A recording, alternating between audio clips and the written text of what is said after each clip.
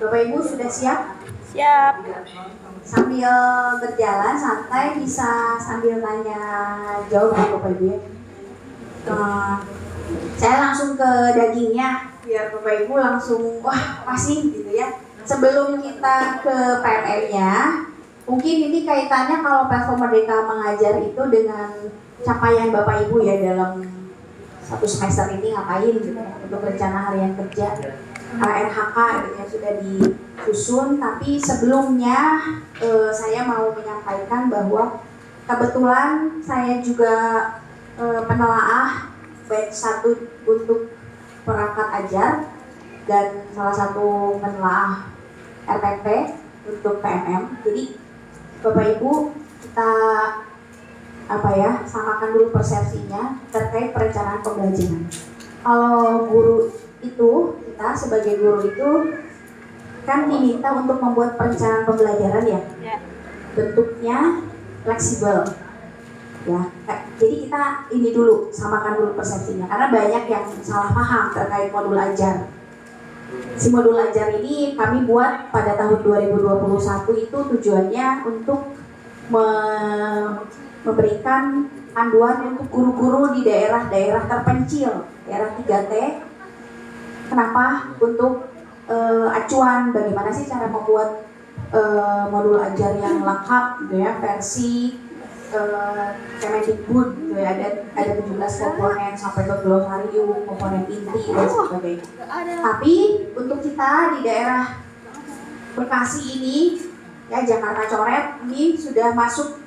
Sebenarnya Bapak Ibu tidak dibebankan untuk membuat modul ajar, tapi Bapak Ibu diminta untuk membuat perencanaan pembelajaran. Jadi kalau modul ajar itu lengkap sampai beberapa kali pertemuan dengan rubrik, asesmen dan sebagainya untuk acuan kita gimana sih cara membuat rubrik, bagaimana sih alurnya gitu kan. Tapi Bapak Ibu boleh secara fleksibel membuat RPP atau agenda pengajar harian, itu bebas. Yang penting kita besok ngajar apa, Bapak Ibu udah buat RPP-nya atau agenda hariannya. Kalau mau buat modul ajar juga itu silakan.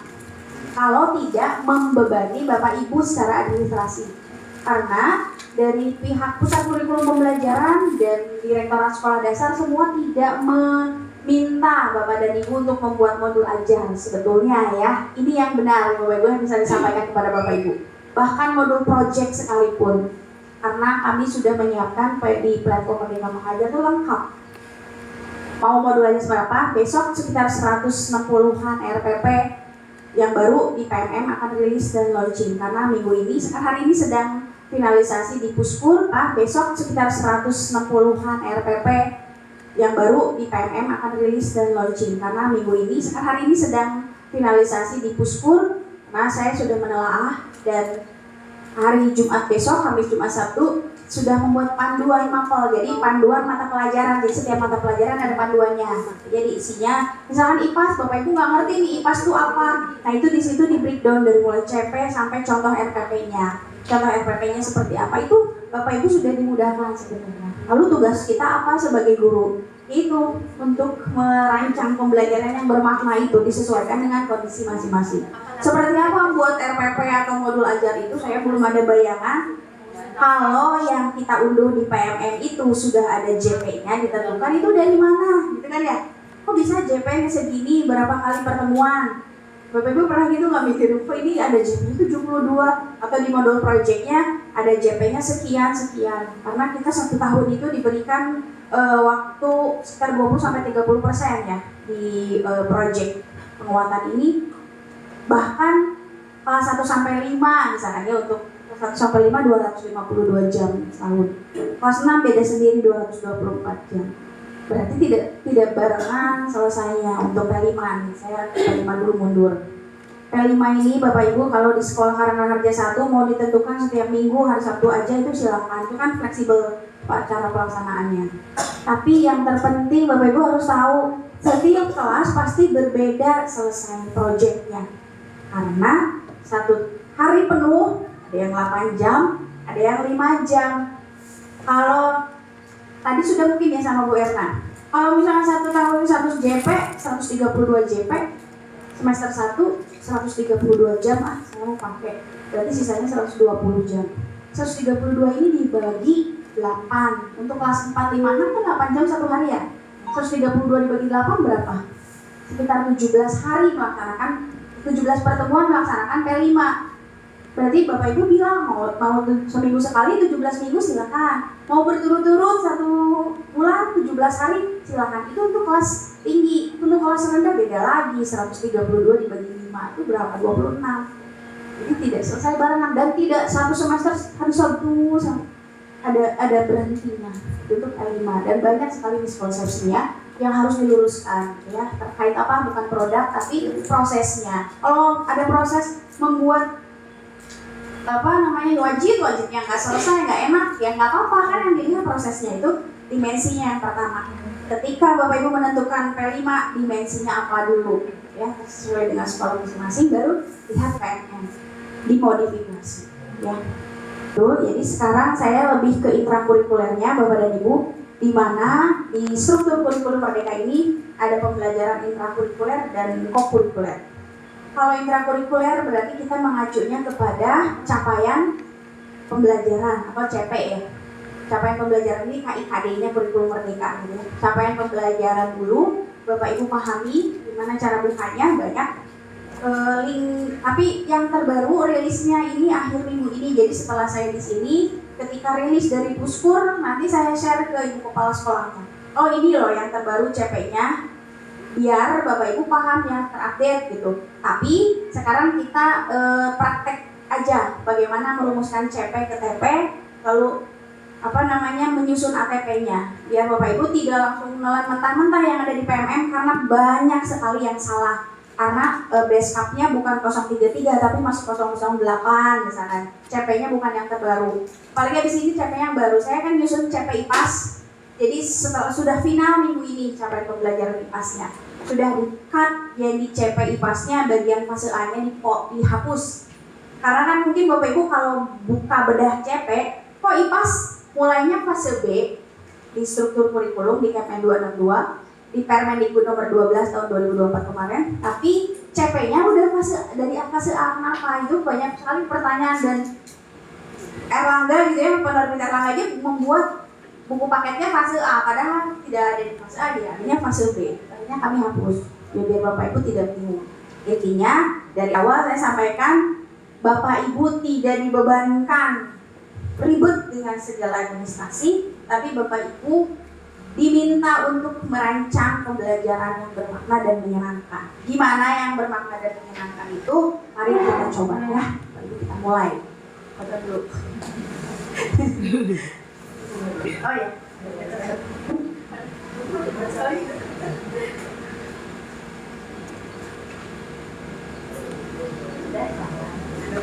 Udah ya.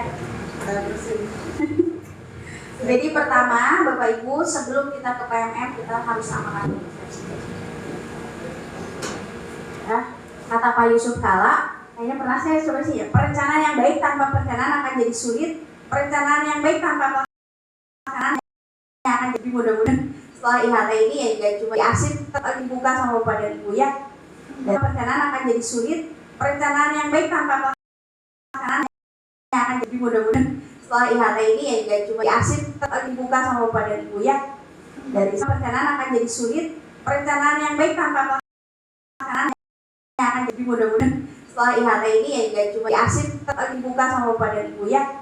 Dari saya, perencanaan akan jadi sulit, perencanaan yang baik tanpa pelaksanaan akan jadi, mudah-mudahan setelah IHT ini ya juga cuma diarsip dibuka sama Bapak dan Ibu ya.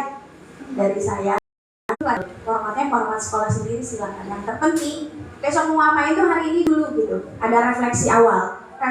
Refleksi itu juga bukan selama ini Bapak Ibu tahu refleksi itu di RPP atau modul ajar paling refleksi gitu ya, bagian refleksi mencatat hal-hal baik dan buruk, hal-hal yang kurang baik untuk perencanaan pembelajaran selanjutnya. Terus menanyakan apakah anak-anak sudah paham atau belum, itu refleksi. Padahal sebenarnya bukan itu, refleksi itu ada 3. Refleksi awal itu apa? Ya besok mau ngapain kita siapkan, atau 15 menit sebelum kita refleksi dulu apa yang harus disiapkan. Refleksi tengah itu pada saat proses pembelajaran, apa yang kurang nih, pada saat proses itu refleksi terus pada saat proses pembelajaran, lalu refleksi akhir. Itu mungkin refleksi akhir dicoba sama Bapak dan Ibu sekarang ya. Biasanya kan Bapak Ibu suka nanya, sudah paham belum anak-anak gitu ya? Sudah. Seru nggak? Seru. Gitu anak-anak kan pasti jawabnya begitu. Ada yang nggak dipahami, diam gitu. Coba sekali-kali dicatat atau minta ditulis. Saya pernah begitu. Sekarang kalian sampaikan apa yang pemahaman kalian gitu ya. Apa ini hari ini serunya apa? Tulis, tapi jangan dikasih nama ya. Mereka terus dengan bebas berekspresi. Memberikan apa nih yang gurunya pengen apa, atau kamu sudah punya penilaian terhadap guru, gak pakai nama. Atau bentuknya checklist juga silakan. RPP, PowerPoint tentang refleksi saya share ke Bapak Ibu ya.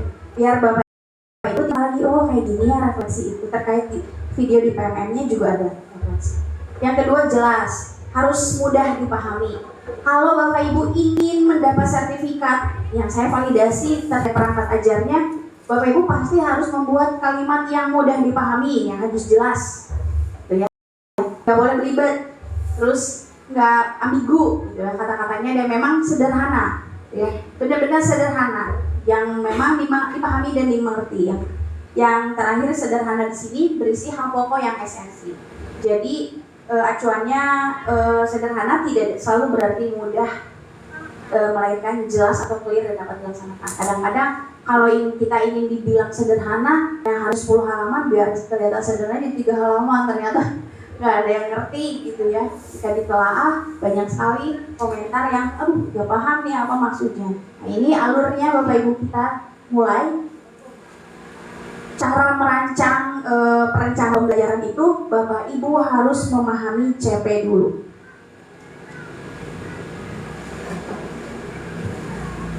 Ya, saya share link CP-nya. Nanti.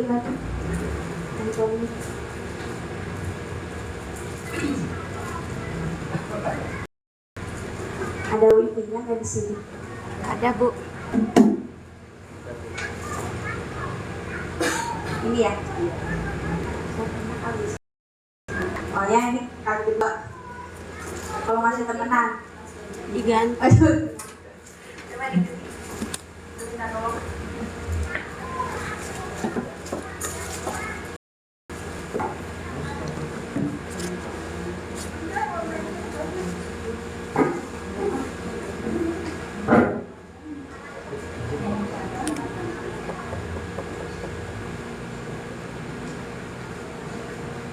Kecil semuanya.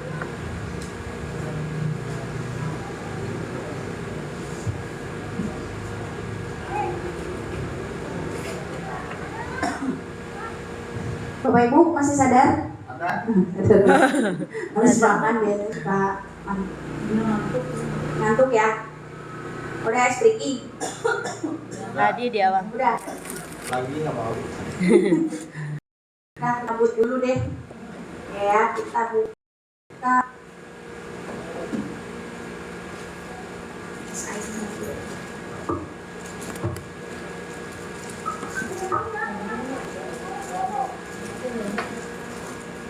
Coba Bapak Ibu klik ini.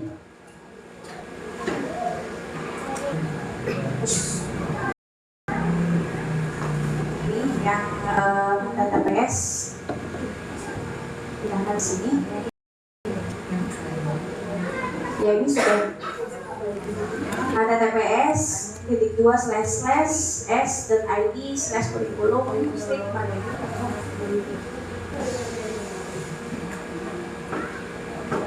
tuh, jadi ketemunya di sini.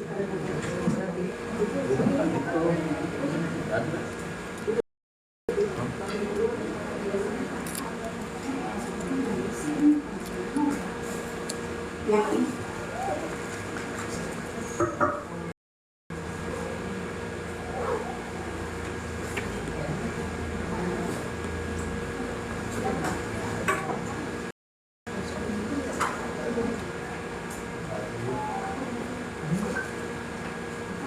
Atau saya share ke Bu Mas Mau. Boleh, Bu.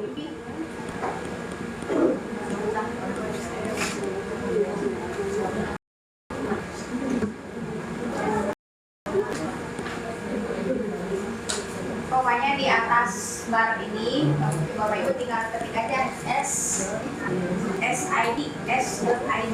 S.id. Udah? S.id, Bu. Ya. Yang udah bisa buka bisa ini belum bisa. Mulai yuk. Mulai lagi. Kita, Bu. Mulai yuk.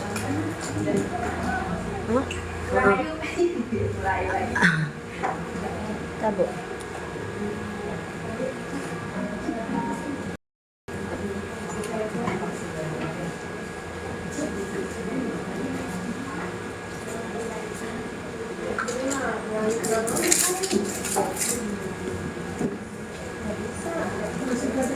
Saya ketik di sini ya biar kelihatan. Saya itu, Ibu. Ya. Saya Japri ya, Bu, ya, biar nomornya ini ya. Iya di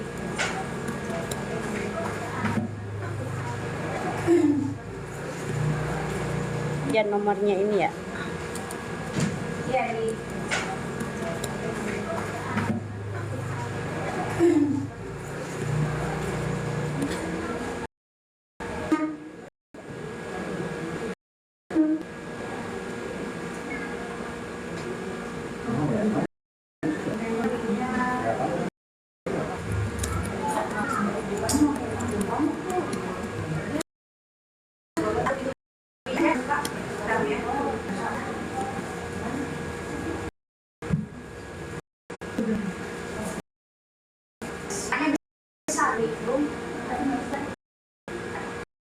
belum Merdeka SD gitu.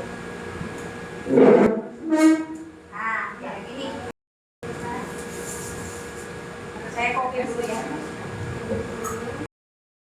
Kurikulum Merdeka SD.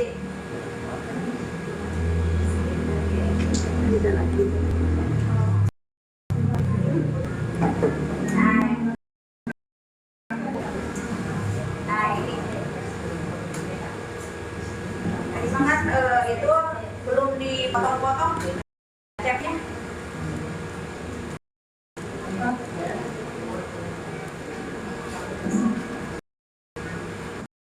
Udah ya. Tampilannya yang ini. Nah, kita buka.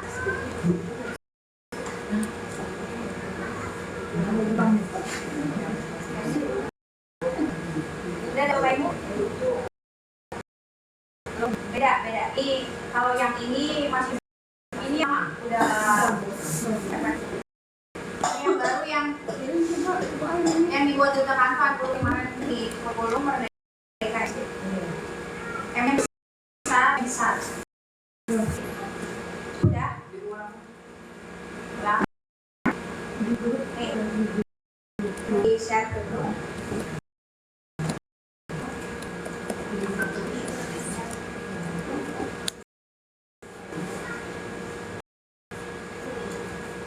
Oh, udah. Udah? Udah. Ya, kita awali dari sini dulu Bapak Ibu. Kita tahapannya sedang ada di sini ya. Di sini masih di memahami CP. Kita pahami dulu capaian pembelajaran. Bapak Ibu harus tahu kenapa harus tentang capaian pembelajaran gitu ya. Kita buka dulu ke bagian regulasi kurikulum Merdeka. Link yang ini jangan hilang Bapak Ibu, untuk pegangan Bapak Ibu ya. Pegangan aja di biar nggak jatuh. Kita buka regulasinya tuh, regulasi PP, dimensi profil, buat apa sih kita harus tahu ini? Bapak Ibu harus tahu ini regulasi tentang dimensi profil pelajar Pancasila untuk apa? Bapak Ibu berpikir gini nggak? Ini kok rapor project ini deskripsinya sini, rapor project ini kok dari beda. Nah, dari sini Bapak Ibu dari dimensi profil pelajar.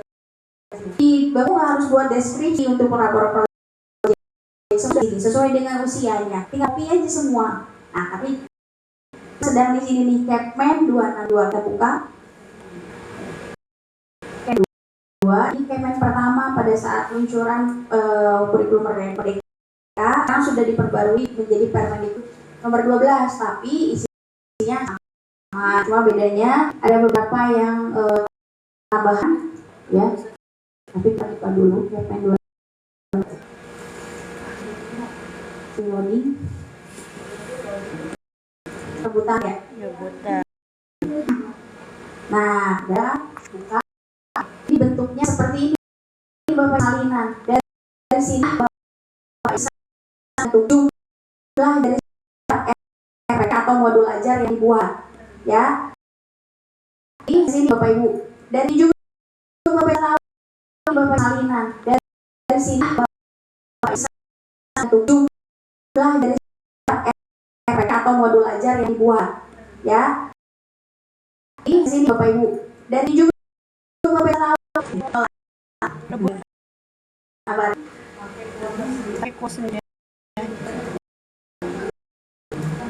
Oke, dari sini Bapak Ibu bisa terlihat tabelnya. Gak apa-apa sambil ngeling sambil nunggu kita baca. Kecil juga ya kita kalau nggak pakai laptop. Dari sini lah Bapak Ibu berapa persen untuk P5 karena sejarahnya dari sini. Biasanya kita belajar pendidik. Saya izin Bapak yang makasih apa yang lahir dari sini dari bulan November saya jatuh ke laut. Jadi sekarang baru lagi bisa. Ini pendidikan agama Islam di sini. Kalau tahun 2013, kalau kurikulum 2013 per tahunnya 146 ya. Tapi kelihatan ya. Ya, saya kirim Ini K13 itu untuk 1 tahun. Tapi kalau sekarang hanya 108 jam untuk agama 1 tahun. Per minggunya tadinya 4 jam, sekarang hanya 3 jam untuk kelas 1. Kenapa? Karena 36 jamnya diambil untuk pelaksanaan project ya. Lalu itu agama Kristen, agama Hindu semua 36. Bahasa Indonesia juga diambil sekitar 30%, nya diambil 72 jam. PJOK 30, total 202 jam untuk P5. Tapi untuk intrakulernya berarti hanya 23 jam belajar caranya. Tapi kok kan 252 jam. 23 jam itu per minggu sekarang. Kalau ada pertanyaan Ibu sekarang sedikit jamnya. Sedangkan saya kan berhubungan dengan apa? Dengan profesi guru gitu ya. Bapak Ibu kan ini belajar, bukan mengajar ya. Ini masuk pulang jam 3 misalnya. Ini kita belajar dari sini gitu berkurang. Yang ininya gimana nih yang dikasih bintang seni dan budaya di sini. Ini juga jelaskan tuh untuk seni sekolah minimal 1 jenis seni gitu ya. Untuk mungkin Bapak Ibu sudah menentukan nih sesuai dengan karakteristik anak saya banyak tari di kelas 1 di kelas 4 musik, ya udah kita pilih seni musik. Atau mau silakan. Atau mau 3 atau 4 silakan. Yang terpenting dalam 1 tahun 108 jam. Jadi per minggunya 3 jam. Jadi 108 dibagi 2 kalau 2 ya. 4-4-nya misalkan saya kalau kita beli buku paket semuanya ada nih 4-4-nya silakan. Yang penting dibaginya segitu. Bahasa Inggris kan masih muatan tambahan pilihan ya, tambah kalau ada mau silakan, kalau tidak nggak apa-apa gitu, masih opsional nih tahun-tahun ini. Tapi nanti di 2026-2027 sudah wajib. Wajibnya dimulai kelas berapa? Kelas 3 ya Bapak Ibu. Wajib itu untuk kelas 3 SD untuk bahasa Inggris. Nah, lanjut muatan lokal kita berapa? Seminggu 2 jam. Muatan lokal kita wajib Kabupaten Bekasi itu bahasa Sunda dan BTQ. Tapi cara menyampaikan muatan lokal belajarannya BTQ. Misalkan saya mau digabung dengan agama Islam, silakan. Karena di BTQ juga kan ada elemen Quran dan hadis misalkan. Udah gabungkan intrakurikuler silakan. Tapi bahasa Sunda sendiri itu udah wajib BTQ. Bahasa PLH sebenarnya di Kabupaten Bekasi. Lalu ini dari sinilah Bapak Ibu bisa tahu, oh 1 tahun ini rentangnya mapel ya, dengan kelas yang lain juga beda. Ini kelas 2 beda sendiri. Nah, untuk kelas 3 di sini kelas 3 ya. Nah, kelas 3 ini ada yang lain dan baru di IPAS. Ya, mulainya kelas 3. Bu, besok saya mau menerapkan kelas 4 dulu. IPAS 1 dan 4 untuk kelas 3-nya bagaimana? Nah, ini di ATP nanti kita akan bedah ya di alur tujuan pembelajaran. Makanya meskipun guru yang tidak mengajar kelas 3 nih, karena berhubungan dengan hasil B, kelas 3-nya gimana? Karena diajar kelas 4. Sini kita harusnya Bapak Ibu kritis di bagian sininya, jangan sibuk mikirin sertifikat PMM. PMM sertifikat orang PMM kepusingan kita 10.700 aksi nyata kemarin Bapak harusnya validasi gitu ya. Bagi Bapak Ibu untuk itu ya, PMM ini tidak berkaitan dengan SKP yang PNS. SKP yang Bapak Ibu siapa? Kepala sekolah. Kalau saya kan di sekolah saya Bapak Ibu suka ada dulu validasi. Karena itu kan ribuan sekali gitu untuk aksinya. Kalau Bapak Ibu dibalikin lagi untuk topik banding aja, jangan perbaiki lagi. Selingan ya. Ini udah clear dari sini, Bapak Ibu acuannya KPM 262, kita balik ke sini lagi.